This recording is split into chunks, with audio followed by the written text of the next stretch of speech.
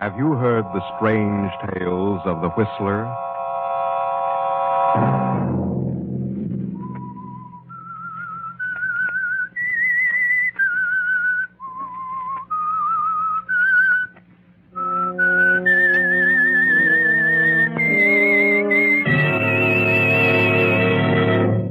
I'm the Whistler. Please, Paul, take me away from here. I can't stand this lonely place. I'm frightened. It's too quiet here. If you don't take me away, I'll leave by myself. Saturday night, and again, CBS presents The Whistler.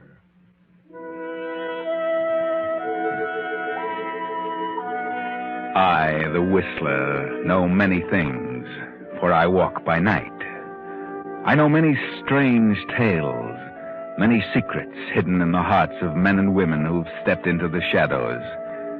And so I tell you tonight the amazing story of House of Fear. In an apartment overlooking New York City, a young man and a young girl stand facing each other. The girl is calm. The young man is tense with anger. The girl is Lana Wallace. The young man, Paul Garson. Silence reigns for a few seconds. Then... What? What did you say, Lana? I said I was going to be married, Paul. Married? Yes, married.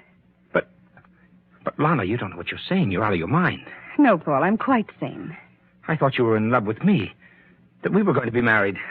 In all the months I've known you, you've never said a word about marriage until now. You knew I was madly in love with you? Yes, Paul, but there was nothing about marriage. Oh, please, Lana, please listen to me. You don't know what you're doing. You'll never be happy with anyone else. Now, please think it over. Please wait until you're sure. I am sure, Paul. I've made up my mind. Oh, what's the matter with me? Well, nothing's the matter with you. Oh, no? There must be something. Nothing. Oh, then why change your mind so suddenly? There's nothing sudden about it. I've known the man I'm going to marry for some time. Some time?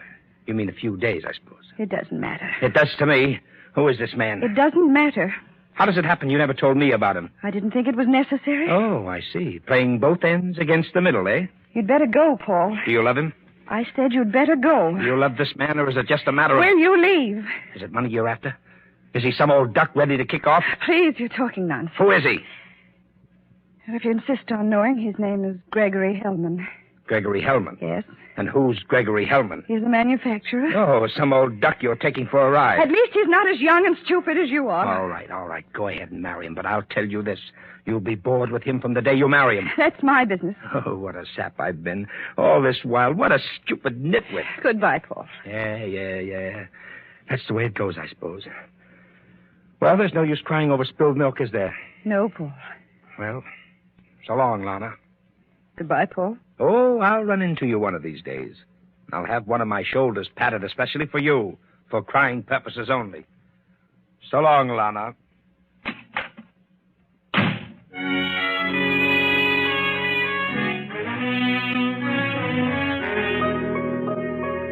Nevertheless, Lana had a mind of her own. A few weeks later, found her married to elderly Gregory Hellman. Now they're on a train, following the ceremony, on their honeymoon. Well, my dear, are you happy? Oh, of course I am, Gregory. I've never been so happy in my life. You seem a bit solemn. Do I? Yes, you've been staring vacantly out the window for half an hour.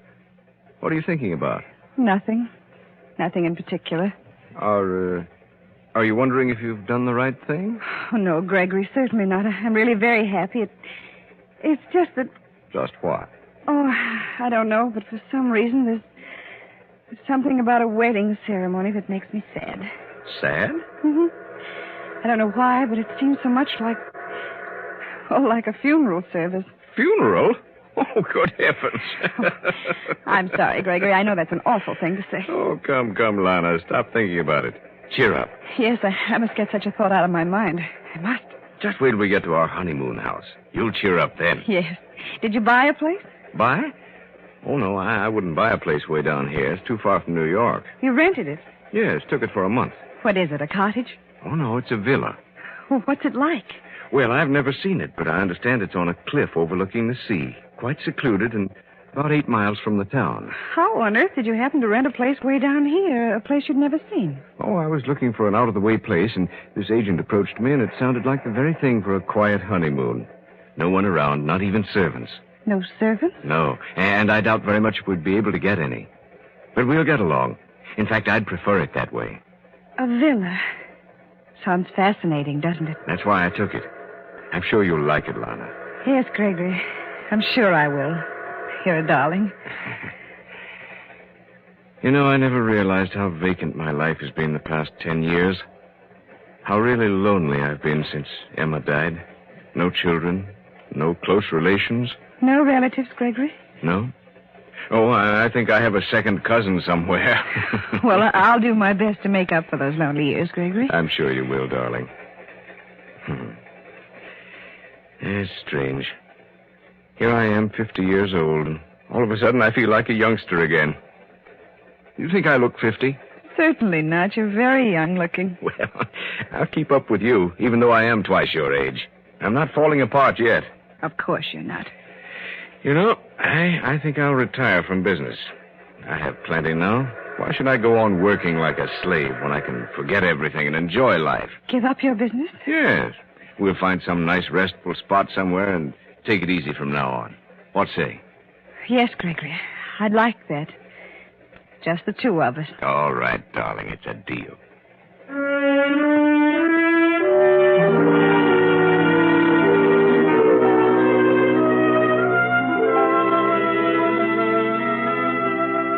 And so 2 weeks go by.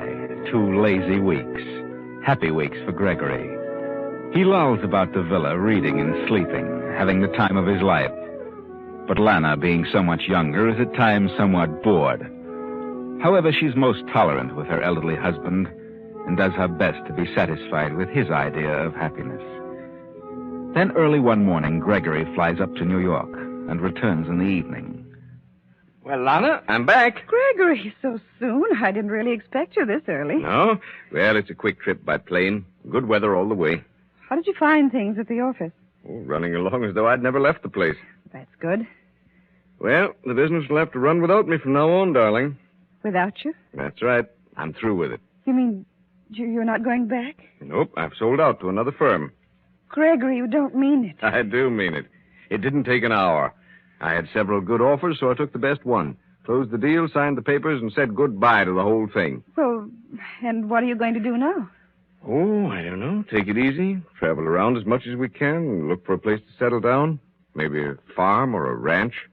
You'd like that, Lana. A farm? Well, it doesn't have to be a farm. Just someplace where I can putter about with a few flowers and maybe a little garden. Putter about? Oh, we'll find a place and we'll keep going till we do. Gregory? Yes, dear? What's wrong with this place? This place? Well, yes, it's secluded. There's plenty of ground for you to grow things and putter about. Why not this place? Well, I hadn't thought about this villa, but I suppose it would be all right. I'm sure it would be the very thing. You may travel the country over and never find another spot so nice as this. Well, maybe not. You like it here? Yes, I like the quiet and the sea. It's very restful. Well, maybe it isn't for sale. You could find out. You sure you'd like to stay here? Yes, Gregory, I'm sure I would. Well, then I'll see the local agent in the morning. Yes, Gregory. Oh, by the way, aren't you driving in tomorrow to the hairdresser's? Yes.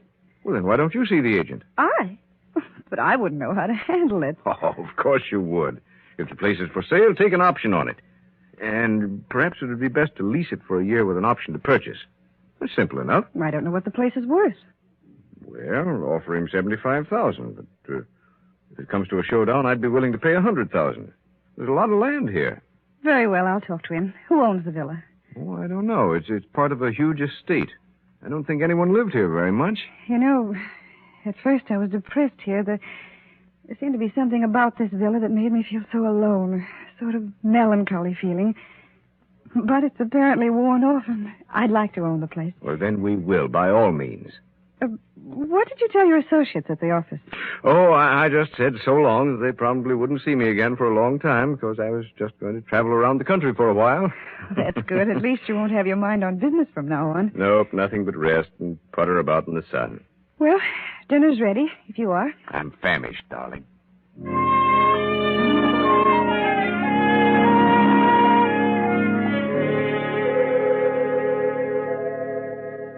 Well, Mrs. Hellman, the villa is for sale. It's been up for sale for quite a spell. What do they ask? I haven't set a price. What do you offer? 75,000? Mm-hmm. Well, that's somewhat in line. I think that would be accepted. Where's the owner? How soon could you contact him? Yeah, that's trouble. I don't know where he is just now. Been running around all over the country. Why don't you take an option? Well, I'd rather lease the place for a year with an option to buy at any time. Fair enough. Lease for a year with an option to buy. I'll make out the lease and the option. You better put up 10% on the option. That'd be $7,500. Very well. I'll give you a check. Good. I'm sure this will go through because the owner wants to get rid of the place. Hasn't been here in 2 years. Why does the owner want to get rid of it? Oh, I don't know. There's too many other places, I guess. Well, it's yours for a year anyway. You feel confident he'll accept. I know he will. Don't you worry about that. Thank you, Mr. Blodgett. Thank you. This will make me a nice commission. I've been trying to sell the villa for several years, and this is the first offer I've had. I see. Just take a few minutes, Mrs. Hellman, to draw up the papers.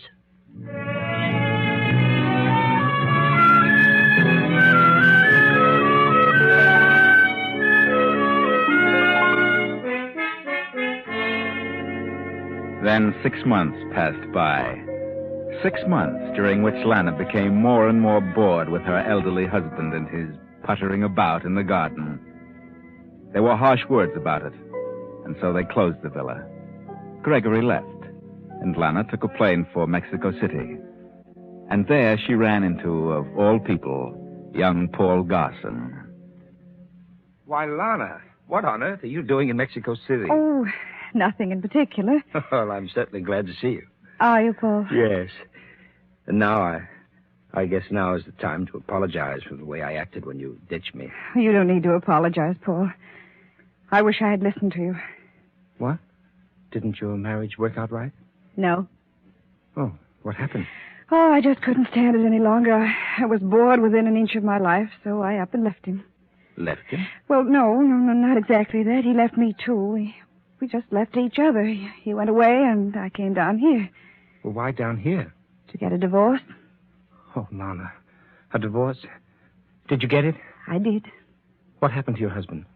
I don't know. He was notified, but he didn't contest. He didn't even answer the charges. Incompatibility? Yes. Did you ask for a property settlement? No. Well, why not? Well, because he'd already signed over half his cash assets to me and several other articles, so I felt that was enough to take care of me for a long while. I just couldn't go on, Paul. I just couldn't. No. He was so much older than I. He was ready to settle down in an armchair and sit the rest of his life away. I just couldn't do that. I understand, dear. You're wide awake, Lana. You're just starting. I know how it must have been. Oh, he was nice enough, but I just couldn't go on. I just couldn't be 50. Lana, dear, can you forgive me for saying the things I did?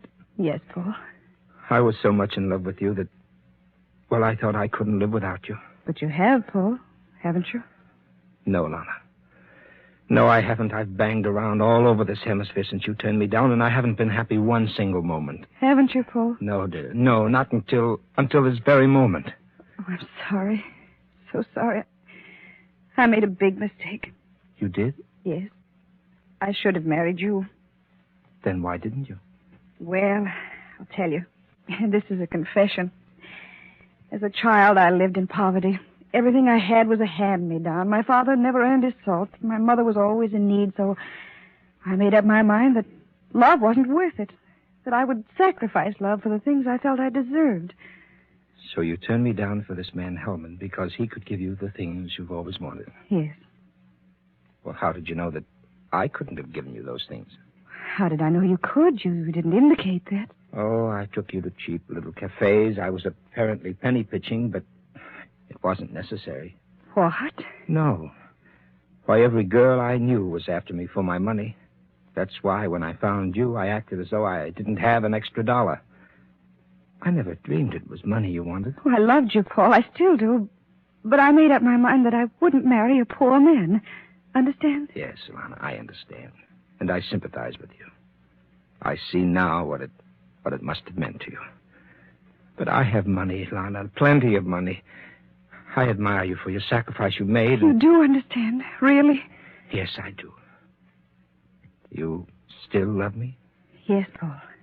Then why not marry me? Well, no reason.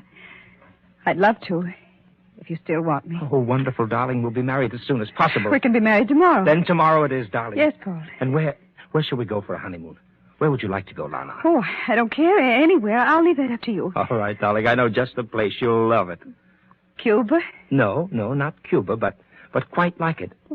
Wherever you say, Paul. Oh, darling, I feel as though I've been born all over again. I feel like a new man. I'm happy. Oh, Paul, what a fool I've been. I should have known better. Oh, from now on, darling, I'll see to it that your life is filled with surprises. Never a single monotonous moment. Yes, Paul.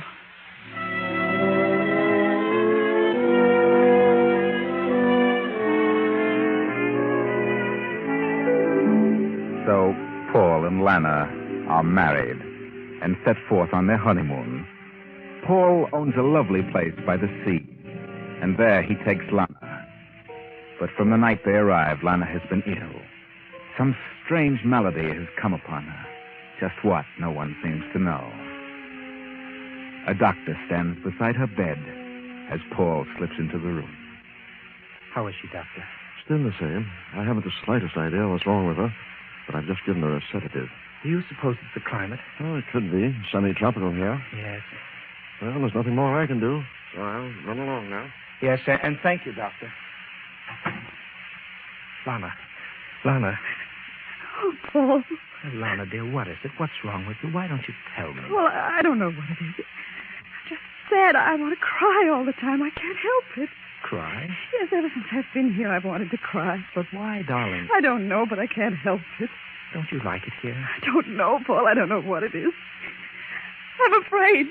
Afraid of what? I don't know. Nothing in particular, but I'm afraid. You mean you'd rather leave here? Yes. Yes, Paul, I don't want to stay here. But this is such a nice, quiet place, dear. It's so restful. Where could you go that would be better for you? I don't know, but I'd rather leave. Why? I don't know why. But there must be a reason, darling. I'm frightened here. I hear things. You hear things? What things? Train sounds. Noises. I've heard nothing strange. I have. I hear them all night, and at times I've seen things. What things? Things, and I won't stay here another day. Oh, Lana, I think you're just hysterical. You're letting your imagination run away with you. I'm not. I'm sick, terribly sick. But the doctor doesn't know what's wrong with you. Please, Paul, please take me away from here. I don't like this lonely old place. I've always been frightened of being lonely. That's what it is. It's too quiet here. Too alone. If you don't take me away, I'll leave by myself. Now, don't get yourself so excited. Please. The doctor has given you a sedative, dear. Now go to sleep. You'll be all right in the morning. And then we'll take a walk over the estate. Now, please, darling, please try to sleep, Lana. All right, Paul. I'll try. I'll try.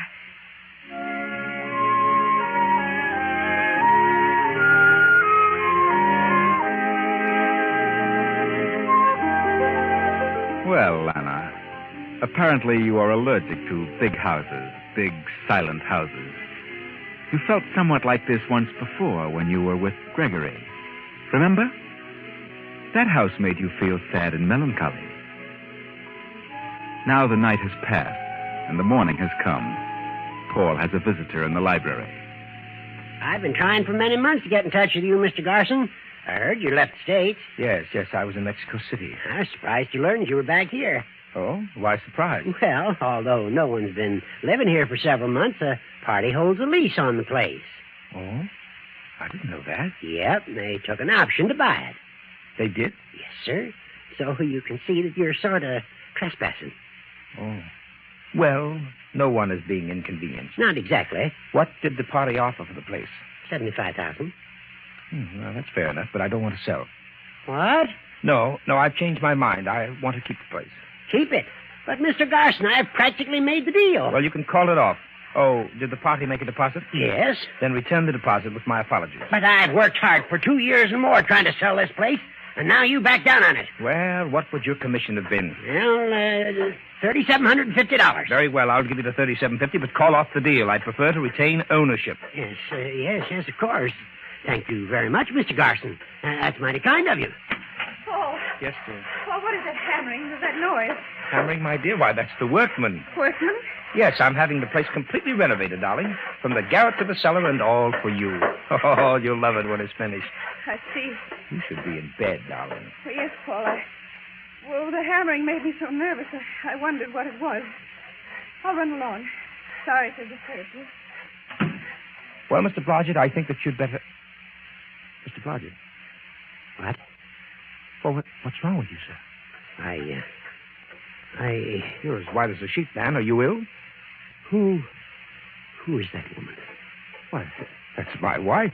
Your wife? Yes.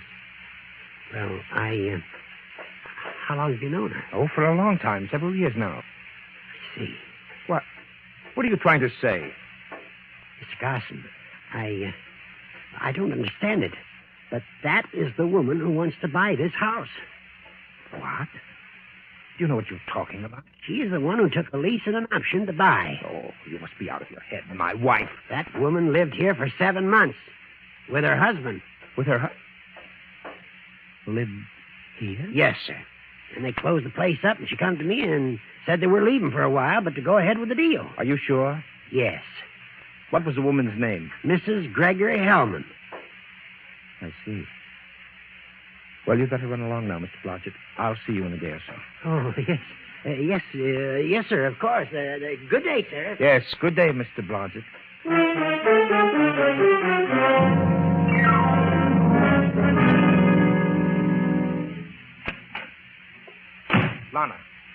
Lana, what are you doing? I'm packing. If you won't take me away from here, I'll go alone. But, Lana, why should you leave? I won't stay here another minute. Why not, darling? Why not? I don't know. I have no real reason, but I just don't like it here, and I won't stay. I don't understand you, Lana. It doesn't matter. I'm leaving now. All right, Lana. If you insist, you may go. Sorry, Paul, but Yes? Oh, Mr. Garson. Mr. Garson. Yes. What is it? We've been working in the cellar. Yes? You better come down there, Mr. Garson. Why? We just uncovered a body. Buried A body? Yes, buried in the cellar floor, sir. body? You'd better stay here, Lana. I'll not be long. Yes, Paul. Yes.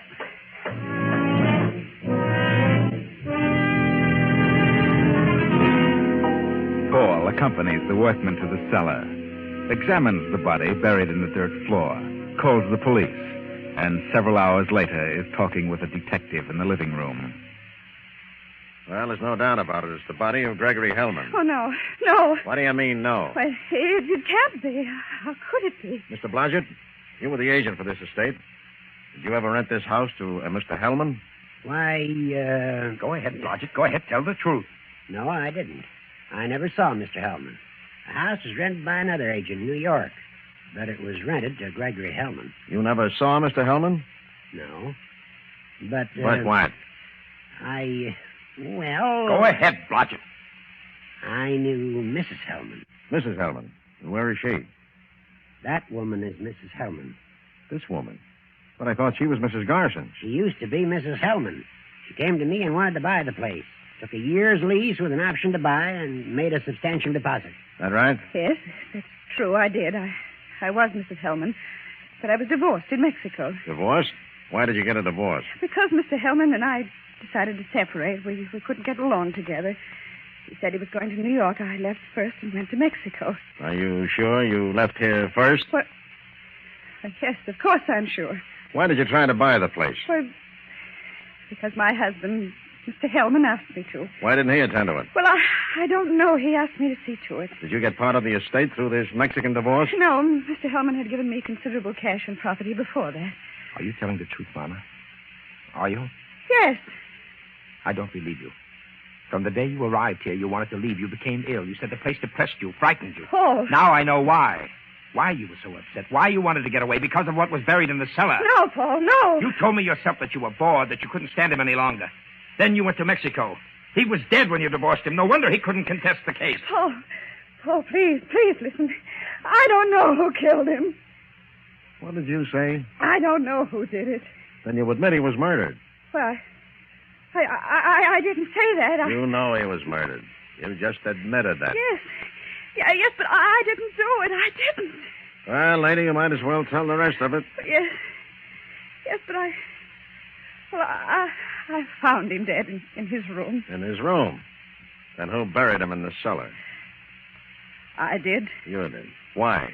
Why didn't you call the police? Because I was afraid. Afraid they'd think I did it. Well, why would you be afraid of that? Because of... Well, if they found out about me. Found out what? My record. Well, Mrs. Hellman, or Garson, we know all about your record. Record? What do you mean, record? She served a term in the state penitentiary for... Kill him, I swear I didn't. I buried him, I admit that. That's why I wanted to buy the place.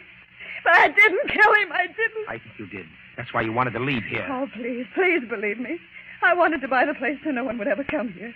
So no one would ever know. But I didn't kill him, I swear. I'm sorry, Lana, but I don't believe you. Mr. Garson, where did you meet this woman? In Mexico City. Really? Didn't know her before that? What? You heard me. Oh. You didn't know her before she married Hellman? Why, yes. You know her. What are you stalling about? Well, yes, I did know her. That's what I thought. And you were in love with her. Wanted her to marry you. But she turned you down for Hellman. What are you talking about? Well? Are you trying to accuse me of killing Hellman? It's possible. You had a motive. Oh, that's ridiculous. I didn't even know the man. Murphy. Oh, yeah? What did you find out about Paul Garson?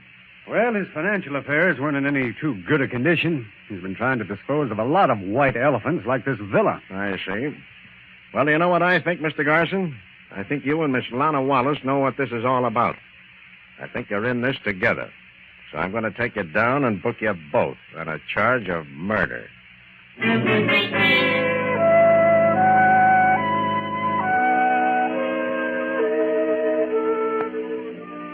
And that's just what the officer did.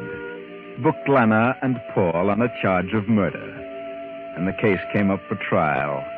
And Lana was convicted. And so was Paul. Yes, Paul was convicted as an accomplice. The evidence piled up against them. Lana admitted that she buried Hellman's body, but denied that she killed him. Paul couldn't prove where he was when Hellman was murdered, and so he was convicted as an accomplice, an accessory. Poor Lana. Poor Paul. They are now awaiting execution in the state penitentiary.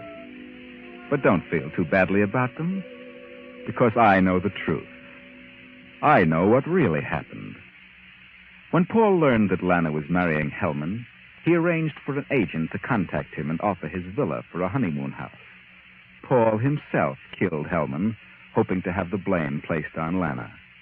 But when nothing was heard of Hellman's death, Paul followed Lana to Mexico City and enticed her back to the villa to find out what had become of Hellman's body. And he found out, much to his sorrow.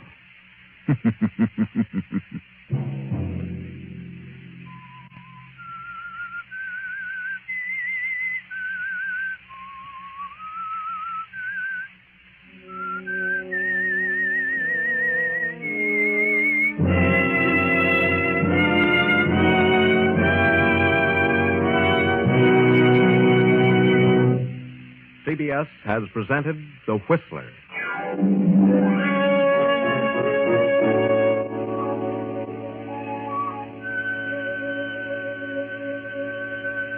Original music for this production was composed and conducted by Wilbur Hatch. The Whistler is written and directed by J. Donald Wilson and originates from Columbia Square in Hollywood. Next week, same time, I, the Whistler, will return to tell you another unusual tale. Good night. This is CBS, the Columbia Broadcasting System.